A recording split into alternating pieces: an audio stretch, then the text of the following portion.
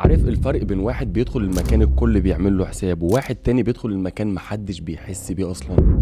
السر هنا في حاجه اسمها لغه الجسد، الاشارات اللي جسمه وصوته بيبعتها لمخ الناس اللي قاعده في المكان. انا دورت شويه بقى وقعدت ابحث في الموضوع وفهمت شويه حاجات كده جايه الخصها لك في السريع. لو عايز تفرض احترامك في اي مقابله، سواء كانت خروجه او مقابله شغل او قعده صلح مثلا، لازم تركز في الثلاث حاجات دول. اول حاجه مساحتك. الشخص المهزوز او اللي شخصيته ضعيفه بيحاول يصغر مساحته، بيحاول يصغر نفسه وهو قاعد، بيضم ايده وبيحني ظهره بحيث انه ياخد اقل مساحه ممكنه. لكن الشخص اللي شخصيته قويه، ظهره مفروض، راسه مرفوعه، قاعد واخد مساحته في المكان. لما جسمك بيبقى في الوضعيه دي، مخك بيبعت اشاره للي قدامك انك شخص واثق جدا في كلامك ومفيش اي حاجه مخبيها. تاني حاجه هي لغه العيون. اسرع حاجه بتكشف الخوف والقلق في جسمك هي عينك، ولو انت بتتكلم مع اللي قدامك وبتهرب بعينك في كل زاويه مش باصص في عينيه، ده بيخلي اللي قدامك بيفهم تلقائي انك اضعف منه. اتعلم تبص في عين اللي قدامك دايما وانت بتتكلم او وانت بتسمع، بس مش عمال على بطال. يعني لو انت بتتكلم او الشخص اللي قدامك هو اللي بيتكلم فانت بتسمعه، ده بيدي ثقه حالا